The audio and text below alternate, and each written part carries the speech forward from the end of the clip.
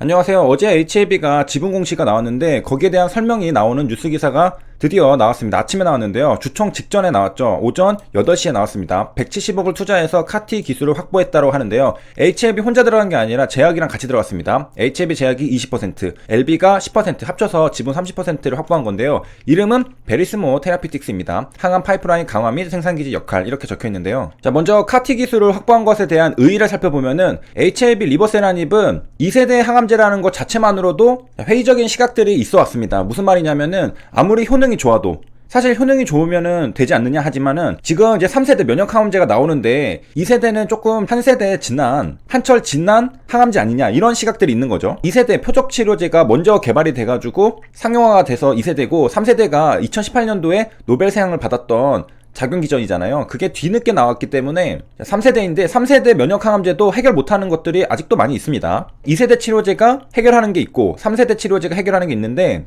왜냐면은 둘의 작용기전이 다르기 때문이죠. 2세대 항암제는 암을 굶겨 죽이는 것이고 3세대 면역항암제는 암을 인식해서 죽이는 겁니다. 서로 작용기전이 다르고 먼저 발견된 것에 따라서 2세대, 3세대 이렇게 이름이 붙은 건데 2세대라는 것만으로도 지금 트렌드에서 한철 지난 거 아니냐라는 그러한 인식들이 있었는데 이번에 카티 기술을 확보하면은 이제는 HAB는 최신 기술을 가지게 된 것입니다. 리버세라닙이 효능이 좋아서 신약 개발을 하는 거는 하는 거대로 하고 카티 기술을 토대로 신약 개발을 하는 것은 또 추가적으로 해 나가는 것이겠습니다. 자, 그런데 카티 기술을 아무나 확보할 수는 없었겠죠. 굉장히 최신 기술이고 굉장히 비싸기 때문에 이런 기술을 확보할 수 없었는데 HAB의 전략을 볼 수가 있습니다. 자, 뉴스 기사를 통해서 보면요. HAB 그룹은 170억 원을 투자해서 미국 카티 치료제 개발사인 베리스모 테라피틱스의 최대 주주로 올라섰습니다. 자, 어떻게 이게 가능했느냐? 초창기에 투자가 들어갔기 때문이죠. 자, 베리스모 테라피틱스는 바로 킴리아 개발자들이 주축이 돼서 펜실베니아 의과대학 내 설립한 생명공학 회사입니다. 이러한 생명공학 회사가 대학을 벗어나서 1, 2, 3상을 거치고서 상용화에 가까워지는 진짜 회사의 모습을 점점 갖춰갈 때는 몸값이 엄청나게 높아지게 되는데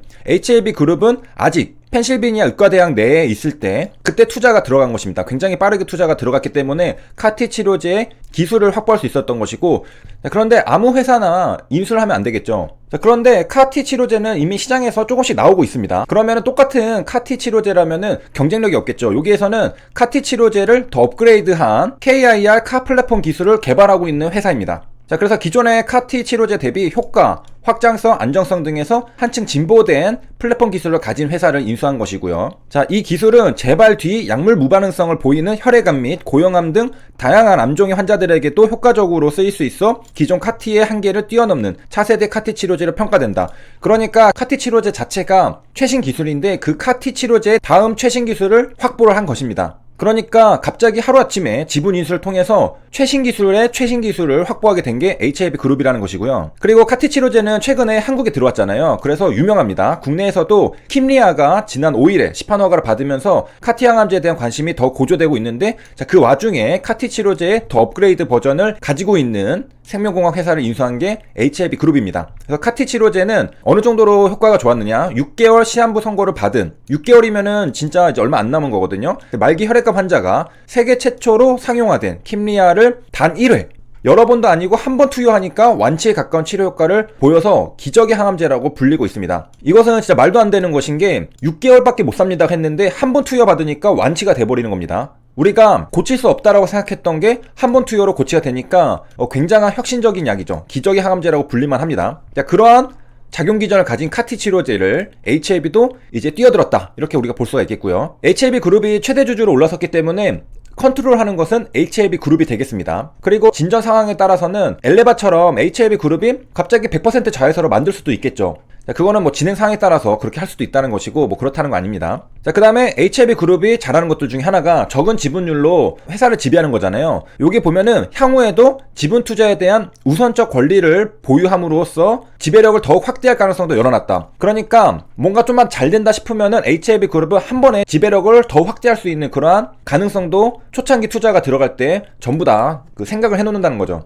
이게 잘 될 것 같을 때 내 손 안에 있는 줄 알았는데 갑자기 훨훨 날아가서 절로 가버리면 안 되잖아요. 잘 될 것 같을 때 꽉 움켜질 수 있는 그러한 전략들을 이미 HLB는 다 가지고 있다. 우선적 권리를 가지고 있기 때문에 지배력을 더 확대할 수 있다. 잘 되면은 엘레바처럼 완전 내 거로 만들 수 있는 그러한 가능성들이 있는 것이고요. 저번에 봤듯이 자본금 100만원, 그리고 만들어진 지 얼마 안 됐는 기업인데 왜 이렇게 몸값이 시가총액 560억 원으로 높게 평가를 했느냐? 그것은 바로 최고 연구진들에 대한 몸값이었습니다. 우리가 IT 기업을 예로 들면은 구글 같은 거대한 기업이 IT 스타트업 기업을 인수를 합니다. 근데 사실상 회사는 인수를 하고서 인재들은 빼가고 회사는 버리는 경우가 많습니다. 왜냐? 그 회사의 가치는 그 인재들의 가치였기 때문에. 그 IT 스타트업에는 굉장히 유능한, 굉장히 뛰어난 프로그래머들이 있거든요. 그런 인재들을 그냥 데려올 수가 없거든요. 그래서 회사 자체를 인수한 다음에 그 뛰어난 프로그래머들을 고용하고 나머지는 그냥 다 버려버리는, 정말 그 알맹이만 딱 체리피킹하는 그런 전략들이 있는데, 그러니까 한마디로 그 회사의 몸값은 거기에 있는 인재들의 몸값과 똑같다는 겁니다. 마찬가지로 베리스모 테라피틱스 같은 경우에도 굉장히 뛰어난 개발자들이 있습니다. 그렇기 때문에 몸값이 비싸다라고 볼 수 있겠는데,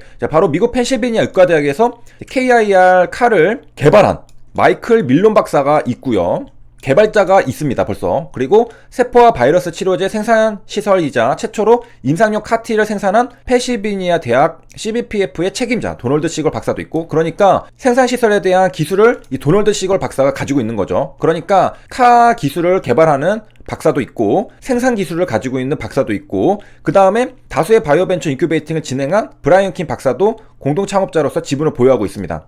그러니까 각각 필요한 작업들을 할 수 있는 박사들이 전부 다 베리스모 테라피틱스에 들어와 있는 거죠. 개발하는 사람, 생산하는 사람, 바이오벤처 인큐베이팅을 진행했던 사람, 이렇게 해가지고 모여서 만들어진 회사가 베리스모 테라피틱스고, 여기에 카티 부문 최다 특허를 보유한 펜실베니아 대학도 5.72% 지분을 갖고 있습니다. 그러니까 펜실베니아 대학이랑도 굉장히 우호적이죠. 왜냐면은 이 대학이 베리스모에 대해서 지분을 가지고 있으니까 이 베리스모가 잘 되기를 원할 거 아니에요. 펜실베니아 대학도 카티 부문 최다 특허를 보유했으니까 펜실베니아 대학의 인프라도 어느 정도 활용할 수 있을 거라고 생각할 수 있겠습니다. 펜실베니아 대학이 조금 더 우호적으로 대해줄 수 있겠죠. 뭐 계약을 한다던가 아니면은 특허를 제공해준다던가 뭐 여러 가지. 그리고 기본적으로 이 펜실베니아의 박사들입니다. 그러니까 펜실베니아에서 탄생한 차세대 카티 치료제 개발 회사가 베리스모다. 자, 그리고 여기서 끝이 아니라 카티 분야 최고 권위자이며 마이크 밀론 박사와 킴리아를 개발한 칼준 박사가 임상 및 기술 자문으로 상업화를 위한 연구를 주도하게 됩니다. 딱 봐도 최고 기술자들이 다 모인 거죠. 최고 개발자들이 다 모였습니다. 여기 보니까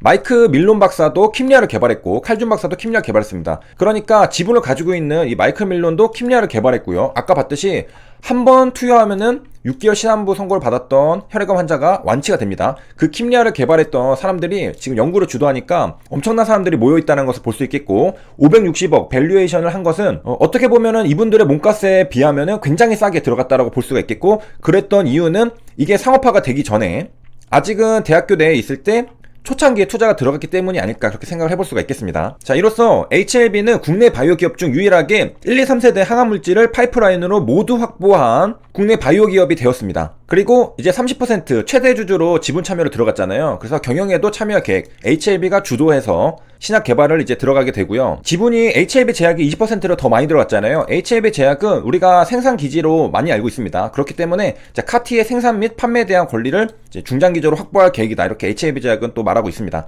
자, 여기까지 살펴봤고, 다음 시간에는 킴리아랑 카티 치료제가 왜 기적의 항암제로 불리는지에 대해서 우리가 좀 더 살펴보도록 하겠습니다. 여기까지 시청해주셔서 감사합니다.